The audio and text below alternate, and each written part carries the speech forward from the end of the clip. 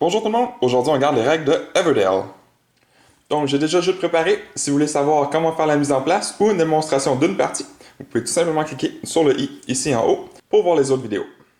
Le but du jeu dans Everdell, c'est qu'on va avoir des ouvriers, puis on va les envoyer à différents endroits sur le plateau, faire différentes actions, puis ensuite récolter des ressources pour être capable de construire des cartes, soit dans la prairie ou des cartes qu'on a dans nos mains. Puis ceci va nous donner des points. Et aussi, on peut accomplir différents événements qui vont aussi nous donner des points. Puis celui qui va avoir le plus de points à la fin va être le gagnant. Durant le tour, on va pouvoir performer une action. On va avoir 3 choix d'actions qu'on peut faire. Notre première possibilité d'action, c'est de placer un de nos ouvriers sur le plateau. La deuxième possibilité, ce serait de construire une carte qui est dans la prairie ou de construire une carte qu'on a dans nos mains. La troisième action possible, c'est de se préparer pour la prochaine saison. Donc, on va prendre tous nos ouvriers qui sont sur le plateau. Puis, tout dépendant dans quelle saison qu'on est rendu, on va prendre les ouvriers ici dans l'arbre. Maintenant, regardons plus en détail les endroits où est-ce qu'on peut placer nos ouvriers. Ici, sur le chemin, on a les endroits de base. Donc, si on place notre ouvrier ici, on va pouvoir prendre 3 brindilles. Si on le place ici, on a le symbole de carte et 2 brindilles. Donc, on va pouvoir piger une carte ici et prendre 2 brindilles. Ici, ça va être 2 résines. Ici, une carte et une résine. Ici, ça va être 2 cartes et un point de victoire. Ici, ça va être un caillou. Et ici, ça va être une baie et une carte qu'on va piger. Et ici, ça va être une baie. Et comme vous l'avez peut-être remarqué, on a 2 endroits différents. Donc ici, on a un ovale qui est complet et ici, on a un ovale qui n'est pas complet. Ce que ça veut dire, c'est que ici, on peut seulement avoir un ouvrier sur l'endroit et ici, on peut avoir un ou plus ouvriers dans l'endroit. On a aussi les 4 ou 3 locations de la forêt, tout dépendant du nombre de joueurs. Donc, ici, comme vous voyez, tous les cercles sont fermés, les ovales. Donc, seulement un joueur peut y aller. Et aussi, dans l'endroit de la forêt, comme vous voyez, on a un petit 4 ici. Donc, cet endroit peut seulement être utilisé lorsqu'on a 4 joueurs. Si on a moins de 4 joueurs, on peut seulement utiliser cet endroit. Et puis, si vous jouez à 4, vous ne pouvez pas avoir 2 ouvriers sur la même carte. Vous pouvez seulement avoir un ouvrier sur chaque carte. Et quand vous placez votre ouvrier ici, vous faites tout simplement l'action indiquée sur la carte. Donc dans ce cas-ci, ce serait de discarter une carte que vous avez dans vos mains pour en piger 2 autres. Et ici par exemple, ce serait tout simplement de prendre 3 cartes et un caillou. Ici, en bas du plateau, vous allez pouvoir seulement y accéder durant la dernière ronde, donc durant l'automne. Donc tout dépendant de l'endroit que vous allez choisir, vous allez pouvoir placer votre ouvrier dans un des endroits, puis discarter le nombre de cartes pour avoir le nombre de points. Donc, si je le place ici, je dois discarter 2 cartes dans mes mains pour obtenir 2 points. Ici, je devrais en discarter 3 cartes pour obtenir 3 points, et ainsi de suite, 4 cartes pour 4 points, 5 cartes pour 5 points. Ici, dans le havre, quand vous allez envoyer votre ouvrier ici, vous allez pouvoir discarter le nombre de cartes que vous voulez, et pour chaque 2 cartes que vous avez discartées, vous allez pouvoir gagner une ressource de votre choix. Pour les événements de base, les 4 qu'on a ici, vous allez pouvoir envoyer votre ouvrier dans la case pour obtenir 3 points. Par contre, vous allez devoir avoir les critères mentionnés ici. Donc, pour le monument de la ville, vous allez devoir avoir construit un total de 3 cartes bleues avec le même symbole ici. Donc, une fois que vous en avez construit 3, vous pouvez envoyer votre ouvrier ici pour récolter la tuile, puis obtenir le nombre de points ici à la fin de la partie. Ici, il va vous falloir 3 avec un symbole rouge, comme ceci. Ici, il va vous falloir un total de 4 cartes construites avec le symbole vert, ici. Et pour la dernière, il va vous falloir avoir construit 3 cartes avec le symbole ici. Pour les événements avancés, avant de pouvoir envoyer votre ouvrier sur la carte pour prendre possession de la carte, vous allez devoir avoir construit ce qui est mentionné ici en haut. Donc ici, il faudra avoir construit le juge et la reine. Une fois que j'aurai construit le juge et la reine, je pourrai envoyer mon ouvrier sur la carte, puis ensuite avoir les effets de la carte mentionnés. Donc une fois que vous avez construit un événement de base ou un événement avancé, vous ne pouvez pas le perdre, même si vous perdez les cartes que vous avez utilisées pour obtenir les événements. Une fois que vous obtenez un événement de base ou un événement avancé, vous placez tout simplement la tuile ou la carte à côté de votre ville. Et les événements de base ou avancés peuvent seulement être complétés une fois par un joueur. Et aussi, on peut envoyer nos ouvriers sur les cartes de construction qui ont été construites soit dans notre ville ou dans la ville d'un autre adversaire. Par contre, pour utiliser un bâtiment d'un adversaire, on doit s'assurer que la carte ait le signe ouvert. Donc, si mon adversaire a la carte ici, avec le signe ouvert, je peux envoyer mon ouvrier sur la carte, puis ensuite faire l'action, et mon adversaire recevra un point. Et puis, s'il n'y a pas de signe d'ouvert, c'est-à-dire que la personne qui l'a construit est la seule personne qui peut l'utiliser. Donc, cette personne pourrait envoyer ses propres ouvriers pour faire l'action de la carte. Et puis, à chaque fois, peu importe l'endroit qu'on vous dit de discarter les cartes doivent être discartées face vers le bas. Maintenant, si vous vouliez faire la deuxième action qui était possible, c'est-à-dire de construire une carte, vous allez avoir le choix entre les cartes que vous avez dans vos mains ou les cartes qui sont dans la prairie ici. Il y a deux types de cartes. On a les cartes bestioles et les cartes construction. Et aussi, on a deux catégories pour chaque. Donc, on a les bestioles communes et les bestioles uniques.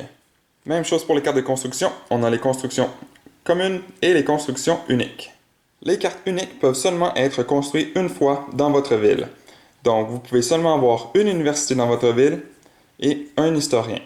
Les cartes communes, par contre, vous pouvez en avoir autant que vous voulez. Donc, vous pouvez avoir plusieurs ruines ou plusieurs taupes mineures.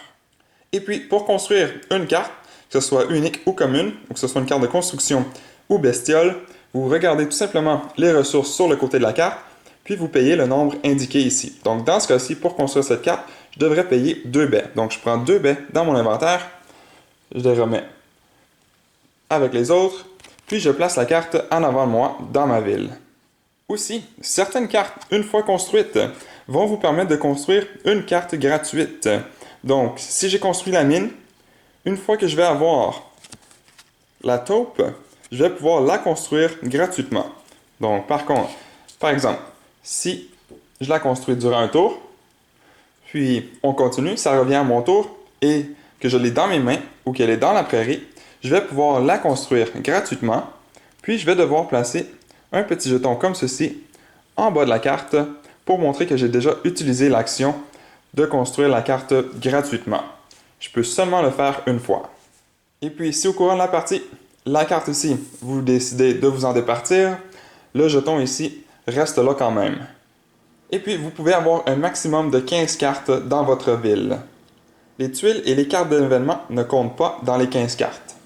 Maintenant, regardons les différents types de cartes. La carte voyageur va être activée immédiatement lorsqu'elle est construite, et puis elle ne pourra plus être activée une deuxième fois. La carte de production verte va être activée une fois construite, donc on va faire ce qui est écrit, et ensuite, elle va se faire activer une autre fois à la fin de la première ronde et à la fin de la troisième ronde. Mais je vais expliquer plus en détail dans un instant. Les cartes de construction rouges, je l'ai déjà expliqué, donc on peut envoyer nos ouvriers dans les cases ici.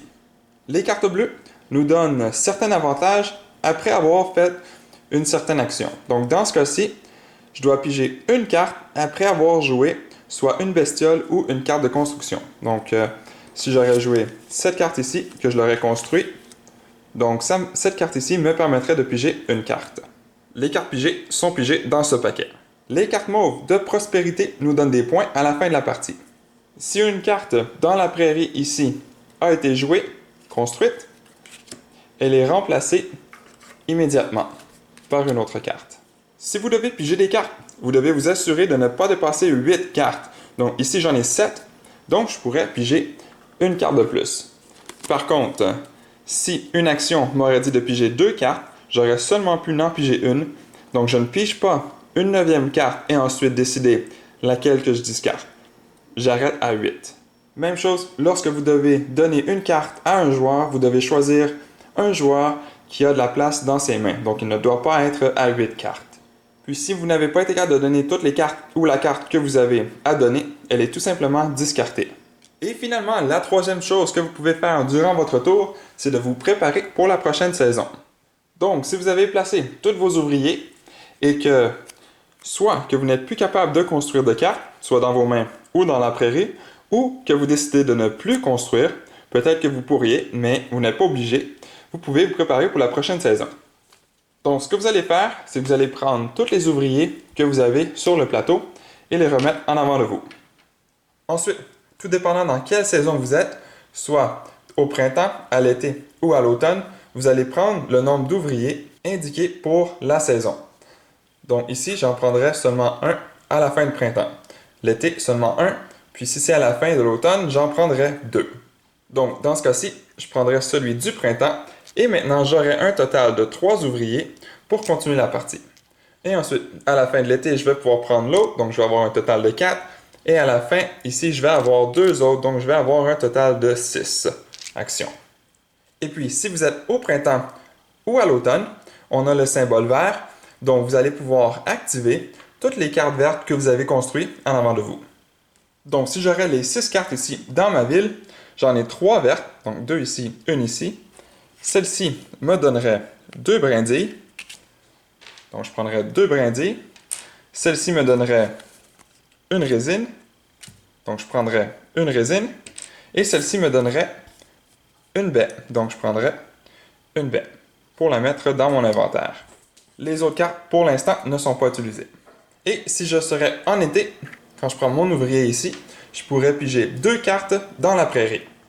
Donc je choisirais 2 cartes ici. Par exemple, peut-être celle-ci que je pourrais ajouter dans mes mains, et peut-être celle-ci que j'ajouterais dans mes mains.